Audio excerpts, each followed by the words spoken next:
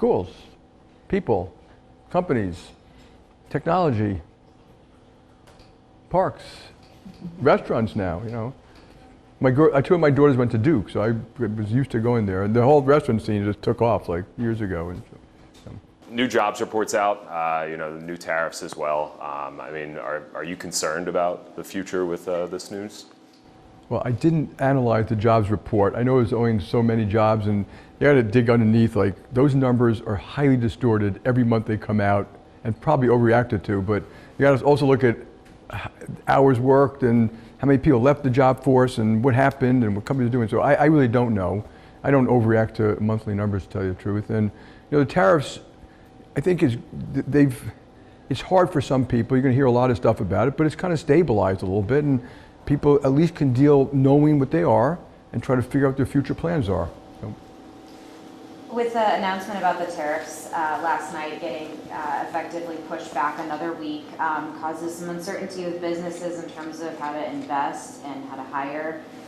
What do you make of that decision, and how can we put it into context in a macroeconomic perspective, and what does it mean for JPMorgan? Yeah, I'm not sure they pushed back a week. So Japan was done, Europe is done, South Korea is done. Those are like the biggest of all. So the ones you're talking about pushed back are probably rather minor overall, and I don't know the effect of a week. I think people are getting their hands wrapped around planning around it. It does create uncertainty. It'll probably create a little inflation and all that, and probably slow down growth. Whether it changes the direction of the economy, I do not know. And if I called up all of our clients and surveyed them, you'd hear exactly the same thing. Some it doesn't matter, some it matters, some it's going to help, some may not be able to do very well with it. Some will pass on costs, some won't pass on costs, and we're just going to have to wait and see how it plays out. I can tell you when I meet with clients, what's changed is when the tariff thing first started, it was there was a paralysis. Like, this is enormous, what do I do? Now people are used to there's a different tariff announcement every day, and they're sort of numb to the noise a bit, and they're just getting on with it. And they've resumed investment activity in spite of the uncertainty and in spite of the fluctuating direction, I guess? Not fully yet, but we do see some green shoots. So we look at, as I said, we survey 500 small businesses every month. We look, and they talk about their willingness to invest. It's up about 10 points from where we were in the lows in April. It's still not where we were in January before all of that happened. But as demand holds up, you get backed up as a business. You see that demand, and if you're not investing against that demand, you're ceding that market share or you're ceding that opportunity. So the longer that goes on, now if demand comes off, that's a different story. But as long as demand holds up, there will be pent-up demand for that investment. The other thing, which you put in there too, is that the tax bill creates a huge amount of certainty. You know what your tax is going to be, you know you can deduct, created incentives to make more investments. So you do see companies doing that too. So there's an offset to the tariff uncertainty. Speaking of uncertainty, there's a lot of talk right now about artificial intelligence. Where do you see that at JPMorgan? Yeah, so there's always uncertainty. I always tell people, you look at things, just always step back and say, that's almost permanently true. And maybe there's a little bit more today than normal. AI is real. We have 2,000 people doing it. We've been doing it for the better part of 14 years. We have an AI research department. We started like 7 years ago with 200 people in it, doing things like you read about, natural language processing, synthetic data, Gen AI. We have it, you can use an LLM on internal data now, which we have literally 150 or 200,000 people using. Outside of that, we use it for risk, fraud, marketing, probably 500 use cases. My guess is they'll double or triple in the next several years. Some will be top down, some will be bottom up. It will affect every job. It will cause some jobs to go away. That's the given. Don't put your head in the sand. But we retrain people, we redeploy people, and it's all going to be used to do a better job for clients. That's why we do things. We use technology to serve you something better, faster. It might be much more customized, much more thoughtful, much faster. And we use it to hedge trading floors. We use it to inform clients of errors. So it's real, and it's going to move pretty quick. How do you use it? I don't use it. I usually use it to do research when I want to ask them a question. So if you can ask, and you have to be very specific. Will tariffs, which industries will it affect the most? It'll give you a long answer. Or if you want to ask it a medical question, and you can also say to it, answer this question, but only use professional medical journals. This thing on chat 4.0 called deep research, which gives you much more information, and then you can drill down lower. It still can't answer the big questions of life. what causes inflation? What happened in the 70s, and what's going to happen now? And they can't see the future, whereas you can. There's things you can know are going to happen in the future that it does not know are going to happen. And so, like for example, the remilitarization of the world, the restructuring of trade, the fiscal deficits. It's not going to predict those things, but you can pretty much yourself predict them and then try to figure out the consequences of them. I can also add that it's going everywhere. So for the first time, we survey, again, we ask this question every month. For the first time, more than half of small businesses say they are using AI in their businesses. And they're using like Copilot or... They're using Copilot, like they're using it to help streamline their operations. We hadn't seen that before. People said they wanted to try it, now they say they're using it. Yeah, and remember, all the software people are adding it. So if you use Salesforce CRM, they add it. So you automatically you get it if you want to use it. So. In April, you talked about structural weaknesses, with inflation risks and trade policy shifts. How has your view on that changed since your meeting with the president? Well, it has nothing to do with the meeting. There are still structural risks ahead, which I would put geopolitics in there. I think there are a lot of things which might be inflationary, which have nothing to do with the president. They have to do with structural forces like remilitarization, restructuring, fiscal deficits. But we don't know, and I'm not trying to forecast next year. Some of these things are long tail things. So if you look at economic history, there are things that happened in 1971 that started to have a real effect in 1974, 75, 76. And when we start to look at year over year, it confuses you. And so I'm talking, those things are still there, and hopefully they'll be negotiated away. The Ukraine, hopefully there'll be a peaceful settlement in favor of Ukraine. Peace in the Middle East. We'll see. These are tough things. And the restructuring of militaries and trade and economics, those are long tail things. Back to what your team is seeing within the bank, how has the student loan repayment start affected household finances? And how do you see that playing into some of the larger themes in the economy like housing? Have you been through that? Sorry, no. I have, yeah. So it is going to have an effect, because there are lots of people who were not paying, so it will reduce their cash flow. And our people actually do a very detailed analysis of our clients' consumer credit, and when net, it will have an effect, but not that material on our clients. Obviously, if you look at home, can you afford a home? It'll reduce affordability for a bunch of people. The other thing, which you got to look at student lending, it's like $1.5 or $6 trillion. And the really bad part was people who didn't finish for-profit schools. It wasn't everybody.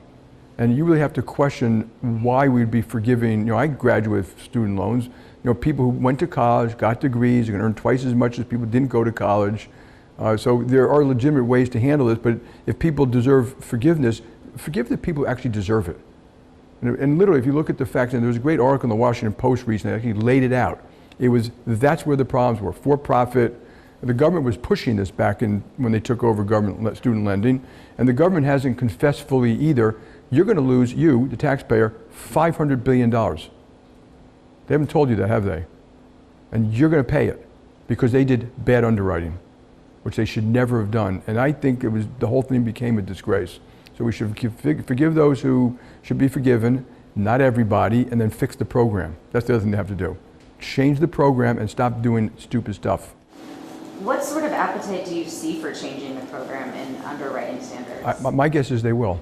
I think they understand that this has been a terrible boondoggle. It's put people in very bad position. And then you have to question, what are degrees worth?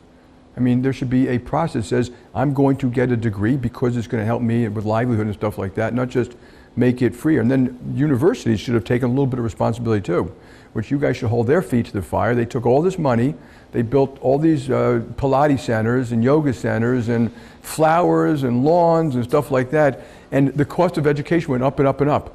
They didn't take any responsibility to reduce the cost of education or to be responsible for these kids graduating and getting good jobs in a lot of cases. So, a lot to fix here. Do you see any underlying... I'm dying for you guys to write the important stuff. Dig deep. We need the press to dig deep.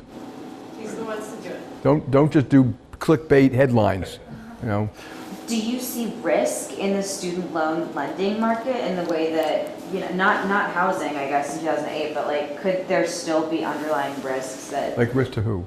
Consumers. I mean, and maybe the broader banking community. it's one factor out of hundreds that are going to affect consumers. And there's something like $12 trillion of consumer debt, something like 10 trillion is mortgages, 1.5 is student lending. So it's small by relative to a mortgage or something like that. And I forgot the credit card number, but something like 2 trillion. And so yeah, it adds to the potential risk that consumer spending will drop a little bit. And we've seen that a little bit already, but it's kind of normal. Consumer spending moves around a little bit. As long as people have jobs, they tend to, it's really jobs that drive everything, which is why you should a little bit of a market reaction today. When you talk about the money that universities are spending, tens of millions have been lost for funding for research and development. How do you balance, the savings for what the return on an investment is for an area like here, the research triangle, that they might lose? My own view is all that research money will be gotten back, and that it's being used to torture these universities to do other things like fight anti-Semitism, be a little less woke. And stuff like that. But they have, Columbia has it back. I read yesterday someone else just got it back. Harvard just settled. Harvard settled too? They settled. I don't know if they got the research money back, but they did settle. Brown University just Brown University. So I think you're going to see this hopefully, and I don't think they should be torturing people in R&D, but on the other hand, there are a lot of examples where the R&D money was intended for X and was used for Y. And that, if you're a JPMorgan or a university, anyone, you should justify what you do. They shouldn't just have a knee-jerk reaction, you can't take my money. They should say, well, you know what, you were right, we misapplied some of it, and we're going to have very strict standards that when the government gives us money for R&D, it's used for that purpose, and not to fund other social programs. Yeah, how important is that money, when properly spent, towards the growth of an area like this? It's critical for the United States of America. I mean, that, R&D, university R&D has been critical for almost every industry. Particularly basic research. I mean, it's basic research that it's harder to put an ROI on and invest as a business. But if that basic research layer is there, all the applications that sit on top of it, that's where you can invest with confidence. And that was where, after World War II, it was a deliberate strategy to put basic research in universities and have the government fund it. Other governments have done it other ways, but that's what we did, and that's where the expertise is. So. I wanted to jump back into North Carolina specifically. You mentioned your two daughters went to Duke? They're right behind you over there. Okay, so you spent a lot of time in the Triangle, and North Carolina. I'm sure you know Charlotte very well. What keeps you coming back here? What do you like most about our market? What I used to love coming here is going to the WA Duke and having a martini when I got there, and then walking around that. It's a beautiful walk around the campus, stuff like that. So. No, this is. I mean, obviously, my daughters went here and have love for the school, but this is business, and if you travel around America and you guys go to any small town and big towns like that, it is extraordinary what's happening in those towns, and it's very different than the big media rhetoric you get in Washington, New York, L.A., or San Francisco. But you should read the book by James Fallows called Our Towns. He goes to 50 towns. I assume Raleigh-Durham was on that list. None bigger than Columbus. He flew there with his wife. He writes for the Atlantic. And wherever he went, he expected to see a dystopic, dark America. I think it was like 2018 or 2019.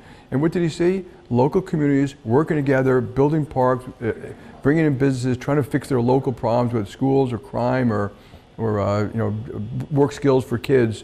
And it works. And that was true in Kansas, St. Louis, and Spokane, and Boise, and Bozeman, and Austin, and Fort Worth, and Raleigh-Durham, Greenville,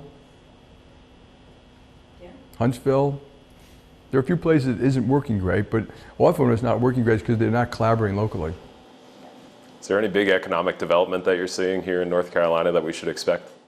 I wouldn't know the answer to that. You have to ask people who are actually here. Well, one thing about North Carolina, I'm sure you saw Tom Tillis announced he's not going to be running. JPMorgan has, donated money to Tillis in the past. I mean, what were your thoughts when you heard that he wasn't running, and what do you see for the future? We're going to lose a great senator. He is a top professional and knew what he's doing. I'm sorry he's not running, but he obviously has to do what's right for him, and I'm sure we'll be in touch with him in the future too. Will you support somebody in that race, or are you still an open book on that? Maybe, yeah, we'll see. What are some of your favorite parts of North Carolina? You mentioned. You guys are asking me too many questions about North Carolina. I mean, you've exhausted my knowledge of North Carolina. But wherever I go, I remind everyone, people love their own cities, and they want to see them thrive, and they want to see them, which is great. That's true around the world, and I think Boone is the most underrated college town in America. Who? Boone. I went there, so yeah. It's beautiful. Boone, North Carolina, where App Really? State is. Ah, excellent. See, he knows more than I do about it. Well, I've just been there, but You'll have to check it out on your next visit. But universities are always a hotbed of kind of growth and technology and startups, and it's much more true today than it was if you went back 30 years ago. And back then it was like Silicon Valley and Boston. Now it's everywhere. And here you started much earlier too, going way back, the triangle here. So are you surprised since you opened in Chapel Hill? No, that was like 5 years ago. Were you there too? Yep. Yeah. No, it's been, these branch expansions, you look at the branch expansion was always the branch, but it's also, we bring in commercial banking, investment banking, private banking, payment systems, our technologies, and they've just been going great. And then we can bank, once we're in the state, we can bank your hospitals, your schools, your cities, your state, which we do. We do affordable housing here. We're large in affordable housing here. So once we start, it becomes part of an ongoing effort. And it's been, I was not sure when we started all these expansions how it would turn out. It was possible that someone would have been a mistake and we would have changed our plans. But obviously they've worked quite well, and we're in 48 states and we're quite happy with it. there's actually been no area we've gone into that we've been disappointed. We might have been disappointed with a specific location or a particular branch, but every community we've gone into, we're still there, and we still see opportunity.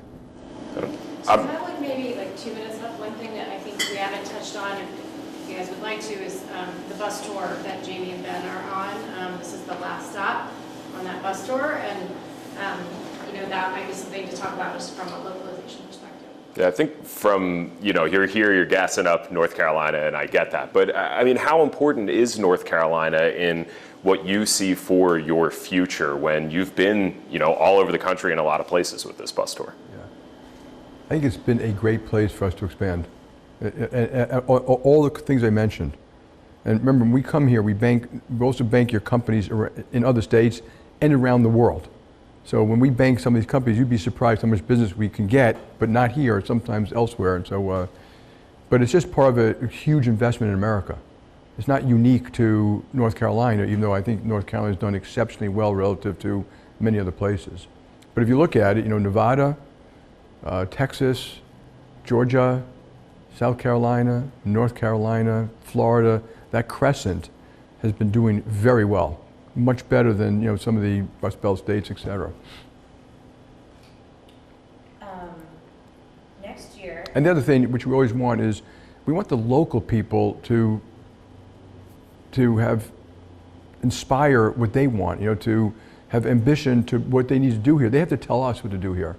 We don't always know, but you guys would know, as a new neighborhood coming up, is a university start a new class or something that we should maybe start hiring people from, or and that's how we expand. They tell us we need a new branch here, and we need more bankers, and we can cover more people. They do a lot of research on how many companies are in the target range in North Carolina.